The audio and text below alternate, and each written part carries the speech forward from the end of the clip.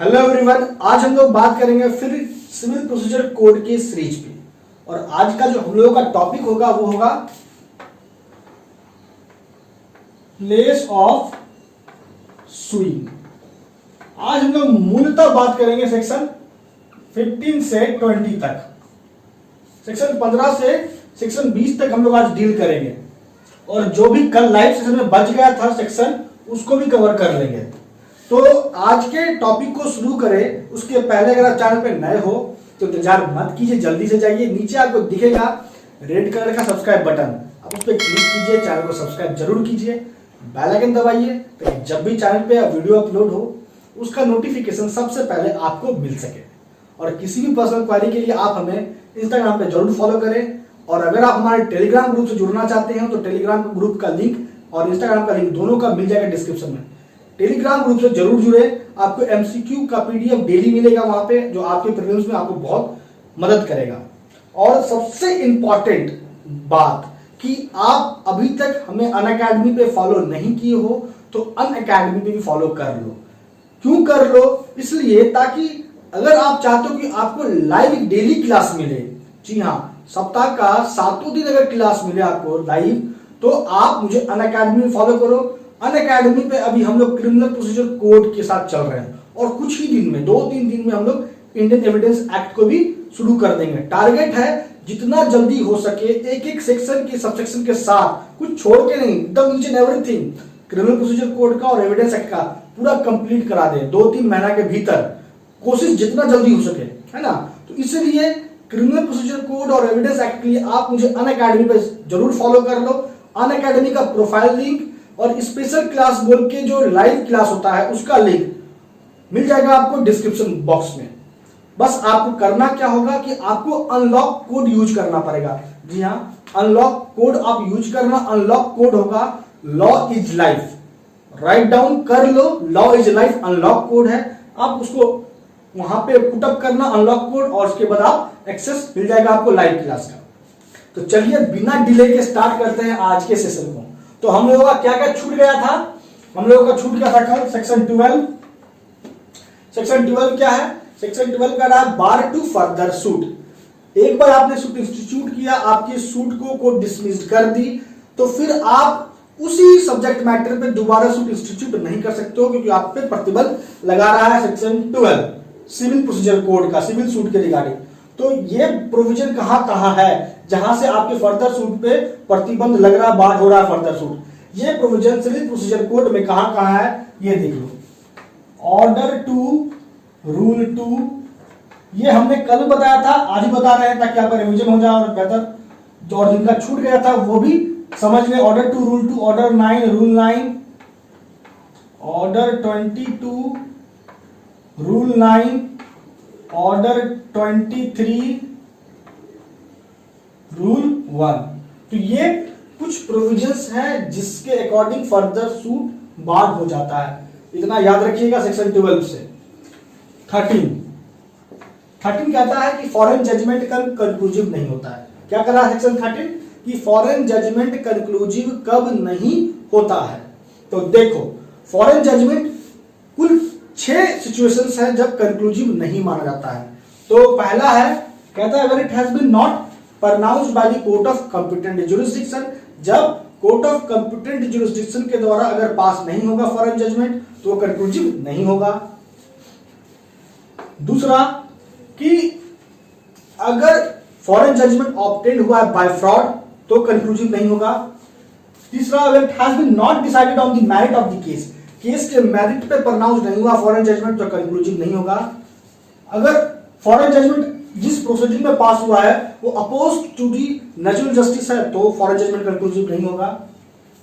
पांचवा, when it refused to recognize law enforced in India या फिर contrary है to international law। Foreign judgment जिस प्रोसीडिंग में पास हुआ है उस प्रोसीडिंग को देखने से यह लग रहा है कि वो इनकरेक्ट है एज पर दी इंटरनेशनल लॉ, कॉन्ट्ररी है इंटरनेशनल लॉ का, या रिफ्यूज कर रहा है रिकॉग्नाइज करने से भारत के कानून को, या भारत में कोई कानून इन्फोर्स है तो उस कानून को, उस लॉ को। और एक क्या कंडीशन है आपको हम बताते हैं, दिमाग से उतर रहा है। वो कंडीशन है कि जब फॉरेन जजमेंट कंक्लूसिव नहीं होगा, वो एक कंडीशन है when it sustain a claim founded on breach of law enforced in India, मतलब कि जिस क्लेम के रिगार्डिंग फॉरेन जजमेंट प्रोनाउंस हुआ है वो क्लेम जो है वो ब्रीच कर रहा है कोई लॉ को जो इन्फोर्स है भारत में। तो ये कुल सिचुएशंस हैं जब आपका फॉरेन जजमेंट कंक्लूसिव नहीं होता। अदरवाइज फॉरेन जजमेंट कंक्लूसिव है।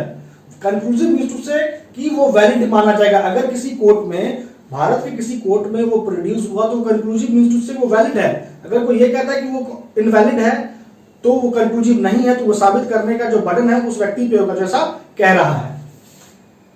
अब 13 समझ आ गया, 13 12 समझ आ गया, 14 की तरफ चलते हैं। सेक्शन 14 देखिए, सेक्शन 14 कह ही रहा है presumption as to foreign judgment. Foreign judgment के प्रिजम्पशन के रिगार्डिंग सेक्शन 14 क्या कह रहा है कि अगर फॉरेन जजमेंट का सर्टिफाइड कॉपी किसी भी भारतीय कोर्ट में प्रोड्यूस्ड हुआ तो वो कोर्ट फॉरेन जजमेंट को कंक्लूसिवली वैलिड मानेगी। अगर कोई व्यक्ति यह कहता है कि वो कंक्लूसिव नहीं है फॉरेन जजमेंट, तो जैसा हम आपको बोले उस बात को प्रूव करने का बर्डन उस व्यक्ति पे होगा। जब तक वो प्रूव नहीं कर देगा तब तक कोर्ट यही मान के चलेगी कि फॉरेन जजमेंट कंक्लूसिव है, और कंक्लूसिव नहीं है तो इसके लिए 6 ग्राउंड ही है 13 में जो बताया गया है। तो सवाल उठाना कि आपके दिमाग में जो बता भी चुके हैं, फिर फॉरेन जजमेंट किसे कहेंगे? जो कोर्ट भारत के बाहर स्टैब्लिश्ड होगा उस कोर्ट को हम कहते हैं फॉरेन कोर्ट, और उसी कोर्ट के द्वारा जो जजमेंट प्रोनाउंस होता है उसे कहते हैं हम फॉरेन जजमेंट। तो फॉरेन कोर्ट को और फॉरेन जजमेंट को किस सेक्शन में बताया गया है आप कमेंट जरूर कीजिएगा। अब सेक्शन 12 13 14 हो गया। अब आते हैं 15। आज के टॉपिक को कंटिन्यू करते हैं। सेक्शन 15 क्या कह रहा है? बहुत इंपॉर्टेंट है सेक्शन 15। सेक्शन 15 बहुत इंपॉर्टेंट है, बहुत ज्यादा इंपॉर्टेंट है, क्योंकि सेक्शन 15 से 20 आपको यह बता रहा है कि किस कोर्ट में आप सूट इंस्टीट्यूट कीजिएगा।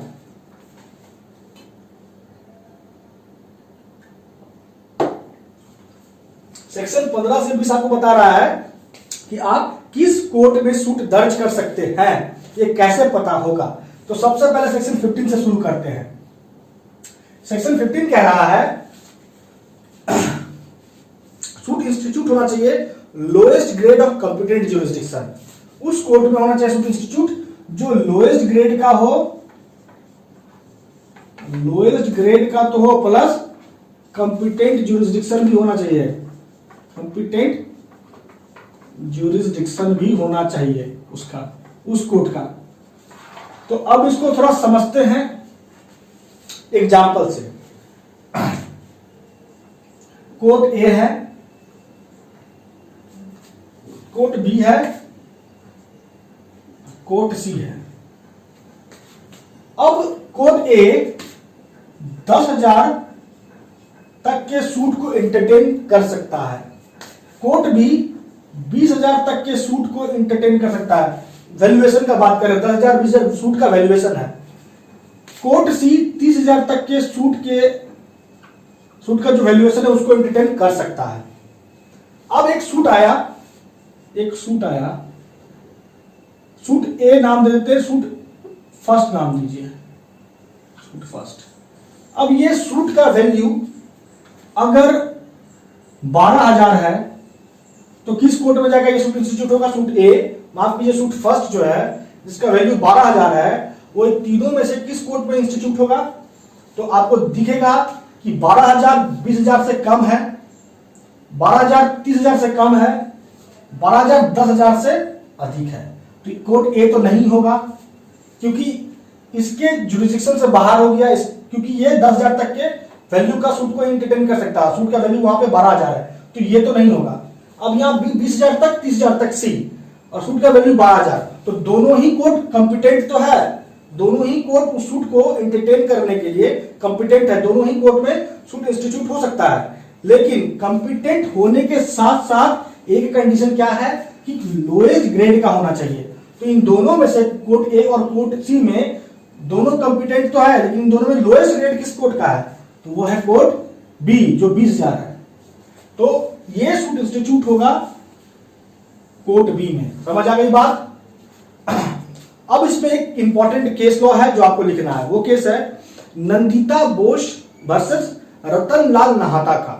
इस केस में सुप्रीम कोर्ट कहती है कि किसी भी कोर्ट का जुरिडिक्शन तय होता है सूट के वैल्यूएशन से। सूट के वैल्यूएशन से तय होगा कोर्ट का जुरिडिक्शन, और सूट का वैल्यूएशन तय होता है जो सूट में रिलीफ मांगा गया है, उस रिलीफ के आधार पे सूट का वैल्यूएशन तय होता है, और उस वैल्यूएशन के आधार पे कोर्ट का जुरिडिक्शन। और यही बात सुप्रीम कोर्ट कही थी किस केस में? नंदिता बोस वर्सेस रतनलाल नहाता का केस था। आपको लिख दे क्या, एक सेकेंड। नंदिता बोस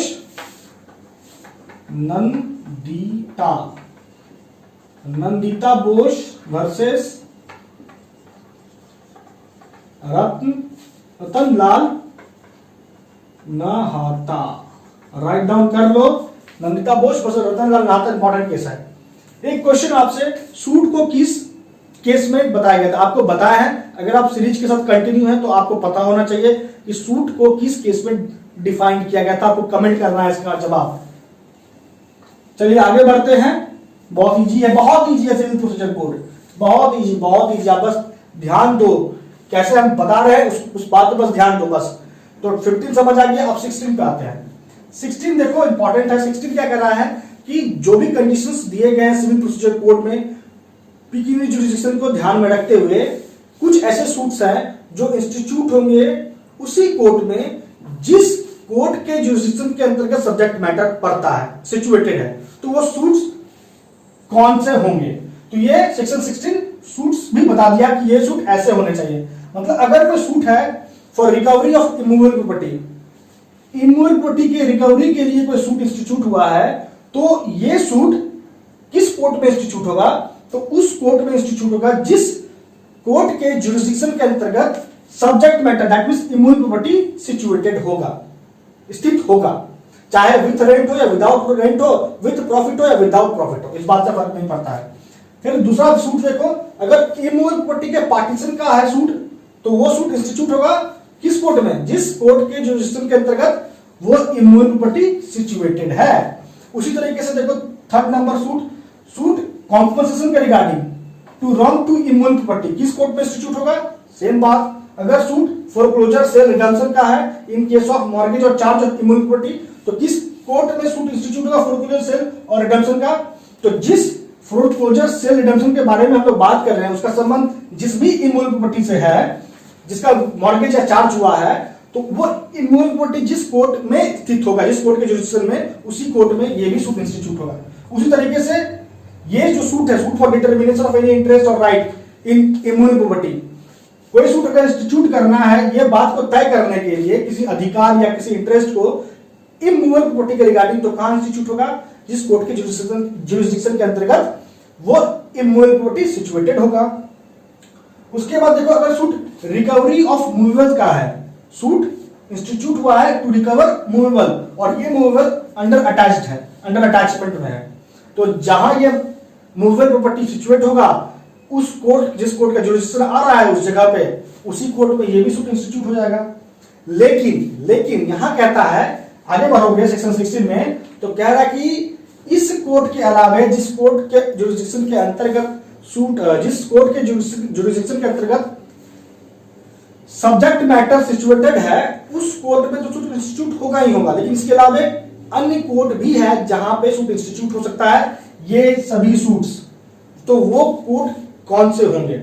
तो वो कोर्ट होगा वो कोर्ट होगा जो बता रहे हैं दूसरा नंबर कोर्ट, वो कोर्ट होना चाहिए वो कोर्ट जिसके जुरिडिक्शन के अंतर्गत डिफेंडेंट रहता है, रिसाइड करता है, बिजनेस चला रहा है या वर्क करता है फॉर गेन। लेकिन कंडीशन क्या है कि जो रिलीफ मांगा जा रहा है डिफेंडेंट से, जो भी रिलीफ मांगा जा रहा है डिफेंडेंट से, ये जो रिलीफ मांगा जा रहा है डिफेंडेंट से इन सूट्स में, वो रिलीफ डिफेंडेंट के पर्सनल ओबीडियंस पे ऑब्टेन हो जाएगा तो जाके ये सभी सूट्स उस कोर्ट में भी इंस्टीट्यूट हो सकता है जिस कोर्ट के जुरिडिक्शन में डिफेंडेंट रह रहा है, डिफेंडेंट कैरी कर रहा है बिजनेस, डिफेंडेंट वर्क करता है फॉर गेन। समझ आ गई बात?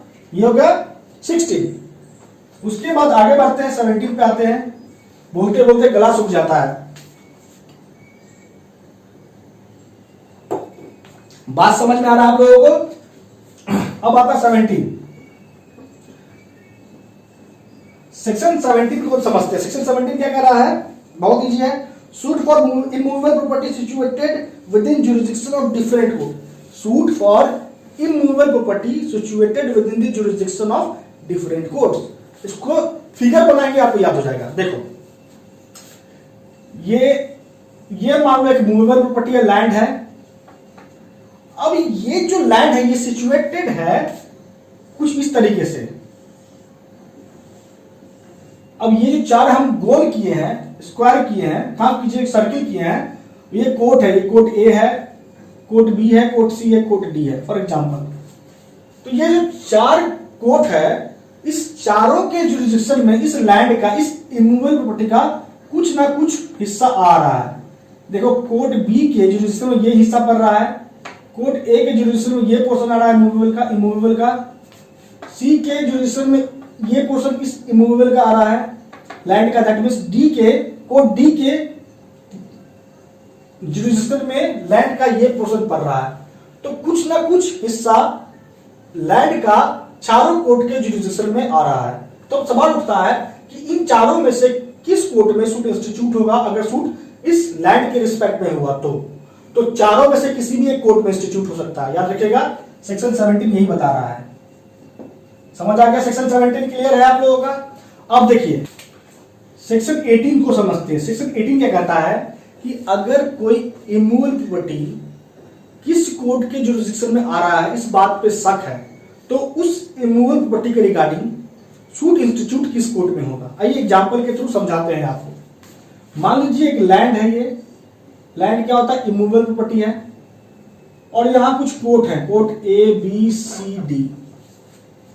अब ये लैंड किस कोर्ट के जुरिस्डिक्शन में आ रहा है इन चारों में से इस बात पे शक है, संदेह है।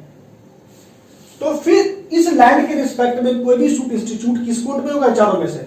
तो सेक्शन 18 कहता है कि चारों में से किसी भी एक कोर्ट में इंस्टीट्यूट हो सकता है। फॉर एग्जांपल अगर कोर्ट बी में ही इंस्टीट्यूट हुआ तो उस सूट के साथ कोर्ट बी प्रोसीड कर सकता है। कंडीशन क्या है कि बी को रिकॉर्ड करना पड़ेगा ग्राउंड ऑफ अनसर्टेनिटी को, और उसके बाद ही वो सूट इंस्टीट्यूट होगा और कोर्ट बी प्रोसीड करेगी सूट में और डिग्री पास होगा। और आगे का प्रोविजन सेक्शन 18 कह रहा है वो ये है कि अगर ऑब्जेक्शन उठा दिया गया, डिक्री के अगेंस्ट ऑब्जेक्शन उठाया गया, ऑर्डर के अगेंस्ट ऑब्जेक्शन दिया गया अपीलेट या रिविजनल कोर्ट में, ग्राउंड क्या है कि जो कोर्ट बी है उसने रिकॉर्ड नहीं किया है ग्राउंड ऑफ अनसर्टेनिटी को, इस आधार पे ऑब्जेक्शन लिया गया है डिग्री के अगेंस्ट अपीलेट या रिविजनल कोर्ट में। तो अपीलेट या रिविजनल कोर्ट इंटरटेन नहीं करेगी उस ऑब्जेक्शन को जब तक जस्टिस का फेल्योर ना हो। अगर जस्टिस फेल्ड हो रहा है तभी उस ऑब्जेक्शन को इंटरटेन करेगी, अदरवाइज नहीं करेगी। तो ये था 18 सेक्शन। आगे बढ़ते हैं, बात करते हैं 19 का। सेक्शन 19 क्या कर रहा है? Suit for compensation to person और मूवेबल्स फॉर रॉन्ग्स।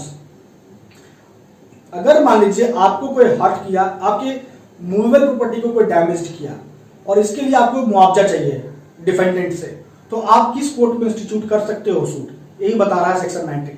सेक्शन 19 कहता है कि जहां पे रॉन्ग हुआ है, प्लेस जहां पे रॉन्ग हुआ है पर्सन के साथ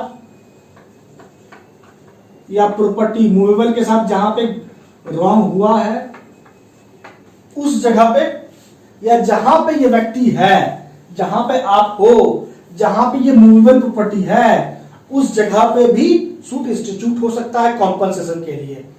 तो ये था सेक्शन 19, बहुत इजी था। इसको थोड़ा एग्जांपल भी देख लेते हैं। यहां क्या कह रहा है? एग्जांपल को देखो, कह रहा है A residing in Delhi, bits B in Calcutta. अब ए रहता है दिल्ली में, मारा बी को कहां? कोलकाता में। तो अब बी कॉम्पनसेशन के लिए ए के खिलाफ सूट इंस्टीट्यूट कहां कर सकता है? तो दिल्ली में भी कर सकता है और कोलकाता में भी कर सकता है, जहां वो रहता है या जहां उसको मारा गया। तो दिल्ली कोलकाता दोनों में से किसी भी एक जगह पर वो सूट इंस्टीट्यूट कर सकता है। ये था 19। 20 को देखते हैं। 20 कहता है अदर सूट्स कह रहा है, मतलब जो सूट्स को अभी हम लोग पढ़ लिए, जो सूट्स के रिगार्डिंग हम लोग पढ़ लिए हैं एग्जैक्टली 16 से 19 तक जो सूट्स के बारे में हम लोग पढ़ लिए, इसके अलावे कोई अदर सूट इंस्टीट्यूट होगा तो कहां होगा, तो कहता है 20 सेक्शन वेयर डिफेंडेंट रिसाइड्स, जहां डिफेंडेंट रह रहा है, या और कॉज ऑफ एक्शन अराइज, जहां कॉज ऑफ एक्शन हुआ है, चाहे होली हो या पार्टली हो।